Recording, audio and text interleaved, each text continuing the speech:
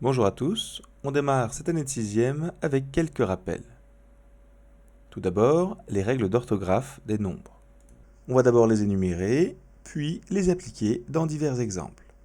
Les nombres millions et milliards s'accordent toujours au pluriel. S'il y en a plusieurs, ils prennent un S. S'il n'y en a qu'un seul, il n'y a pas d'S.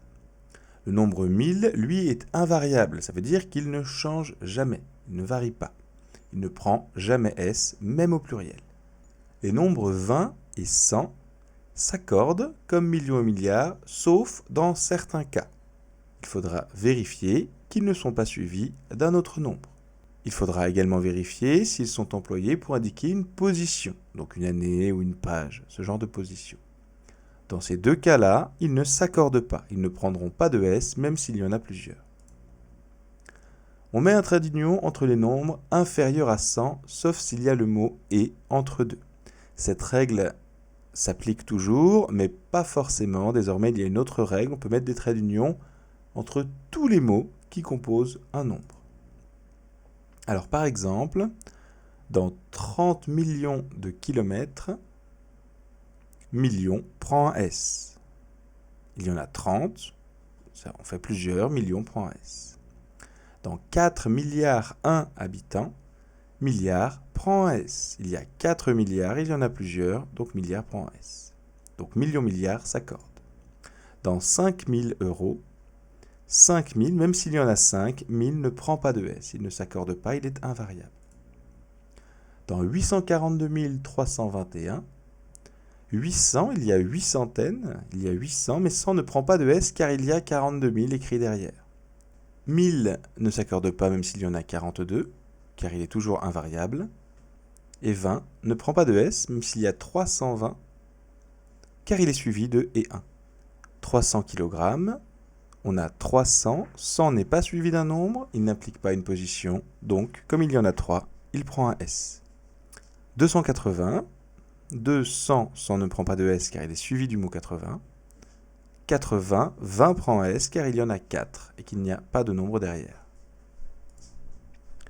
Quand je parle de la page 500, 100 ne prend pas de S car il s'agit d'une position, même s'il y en a 5.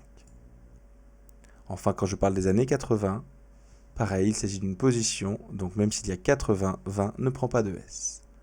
Voilà les diverses règles d'orthographe qu'il va falloir connaître lorsqu'on écrit des nombres. La remarque que je vous disais tout à l'heure, depuis 1990, on peut mettre des traits d'union partout. Si j'écris 271, je peux mettre 2, trait d'union 100, trait d'union 60, trait d'union et, trait d'union 11. Donc, plus de difficultés pour cette dernière règle qu'on appliquait avant. N'allez pas crier à l'erreur si vous la voyez, car les gens qui ont appris le français avant 1990, qui sont quand même assez nombreux, eux n'appliqueront pas cette règle. Lecture des nombres. Il faut comprendre comment fonctionnent et comment s'organisent les nombres. En France, on sépare l'écriture des nombres en groupes de 3 chiffres à partir du chiffre des unités. Chaque groupe de 3 chiffres est appelé une classe. Les classes sont généralement séparées par un espace. On essaiera dans la mesure du possible de le faire également pour faciliter simplement la lecture des nombres. Chaque classe est composée des centaines, des dizaines et des unités. Ainsi, on a différentes classes et quand on nomme les nombres, on utilise ces classes. Ici, j'ai le nombre 427. La classe des unités n'est pas nommée. On dit juste 427, on sous-entend 427 unités. Quand on a une certaine quantité de milliers et une certaine quantité d'unités, on va préciser par contre ce qui appartient à la classe des milliers. Là, j'ai 320 milliers, donc je vais dire 320 400. Sous-entendu, 320 milliers, 320 000 et 400 unités. Ici, si j'ai 1572, je ne dis pas 1000, je dis simplement 1000, mais ça veut bien dire une unité de 1000 et 572 unités. Attention à ne pas confondre le chiffre des dizaines et le nombre de dizaines. Un chiffre, nous n'en connaissons que 10, 0, 1, 2, 3, 4, 5, 6, 7, 8, 9. Les nombres, il y en a une infinité qui sont constitués de chiffres, même s'il y a 10 nombres particuliers qui ne sont constitués que d'un chiffre. Ici, dans le nombre 320 400, Le chiffre des dizaines, je vais voir dans la colonne dizaines, c'est 0. Alors que le nombre de dizaines, c'est 32 040. Si je veux voir combien de dizaines je possède dans ce nombre, il faut voir tout ce qu'il y a avant la colonne dizaines. J'ai 32 040 dizaines, car 32 040 fois 10, ça va bien me faire mon 320 400. Donc bien distinguer le chiffre du nombre. Souvent, dans le langage courant, certains font l'amalgame et ça n'est pas la même chose. Alors on peut se tromper quand on le lit, ce n'est pas dramatique, mais quand on le lit, il faut bien comprendre la différence.